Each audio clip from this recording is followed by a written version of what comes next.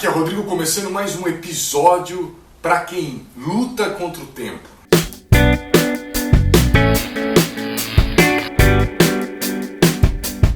Desde que o titã Cronos resolveu devorar todos os seus filhos, Zeus foi o único capaz de ludibriar, o apetite de Cronos, ou seja, do tempo.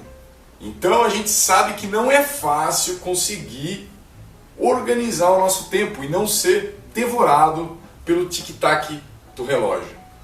No primeiro episódio dessa série de livros para quem não tem tempo para ler, eu mencionei que o tempo é o que as pessoas mais usam para justificar o hábito de não ler.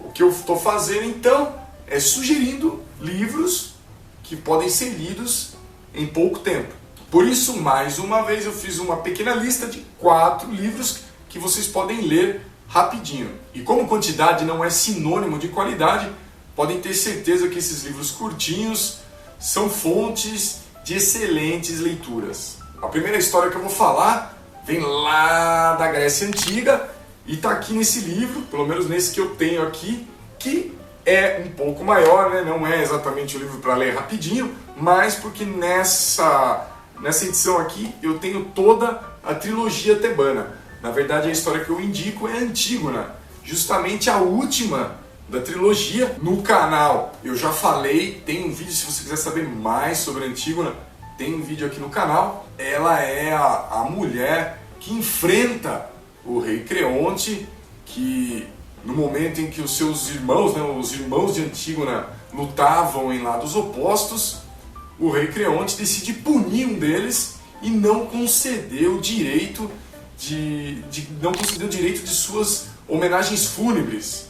Ou seja, o irmão de Antígona morre e ninguém, não querem deixá-la a realizar aquela que era o ritual sagrado para os gregos. Antígona vai enfrentar todo esse poder, o rei, vai peitar o rei, e a história justamente sobre isso, vale a pena ler.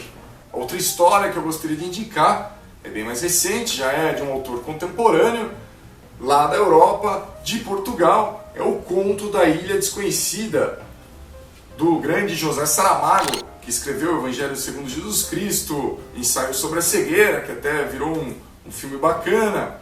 Enfim, esse conto que na verdade tem recortes de histórias, das histórias antigas, com reis, uma moral, um ambiente de conto de fadas até. Esse livro fala de um cara que vai um dia até o rei pedir um barco para buscar uma ilha desconhecida. O que a gente vai acabar vendo durante o livro é que, como nós todos somos uma ilha, na verdade a jornada desse cara justamente é do autoconhecimento. História curta, rápida, que vale a pena ser lida. E como objetivo aqui é a total diversidade das histórias, a outra história que eu separei vem para o modernismo, volta no tempo, vem para o modernismo brasileiro. É uma peça do Oswald de Andrade, escrita em 1933. O Rei da Vela só seria encenado na década de 60. Essa peça do Oswald de Andrade, que é das peças-chave do modernismo brasileiro, fala totalmente, tem totalmente um teor político. Já na década de 30 e na década de 60, quando ela foi encenada pela turma do Zé Celso, ela também tem muito a dizer sobre aquela época. O que é bacana desse livro é que parece que ele ganha um novo fôlego sempre que o país passa por uma crise política, econômica e institucional.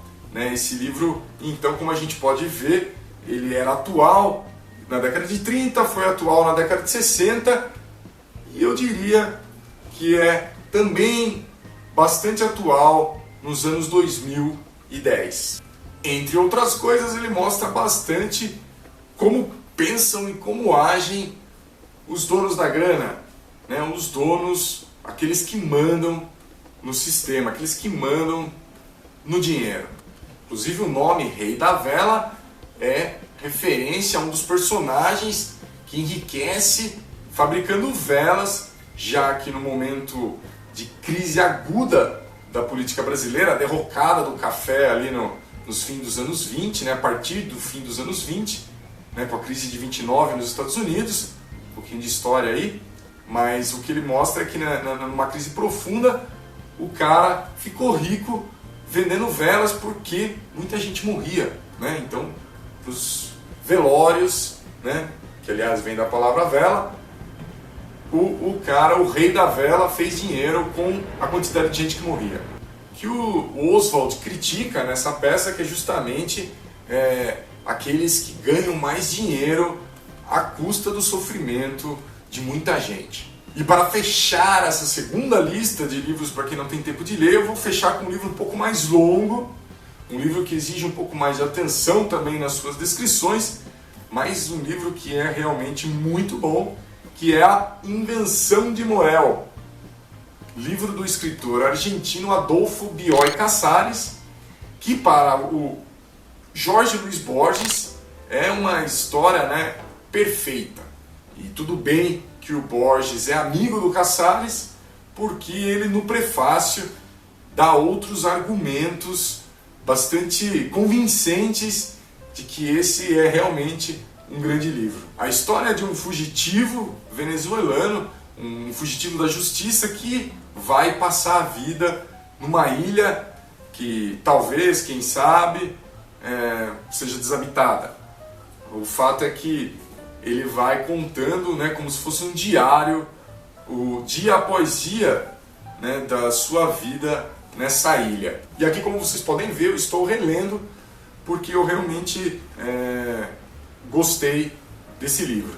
Aliás, geralmente eu gosto muito da literatura argentina. Então é isso, vou ficando por aqui com essas 4 dicas de livros que a gente pode ler num estalar de dedos. Espero também que vocês digam nos comentários, né, façam suas sugestões de livros que são curtos, mas que trazem, né, uma grande leitura, uma prazerosa, né, leitura. Aqui eu sempre recebo comentários muito bons, então espero que vocês possam contribuir com suas sugestões. Valeu e até a próxima!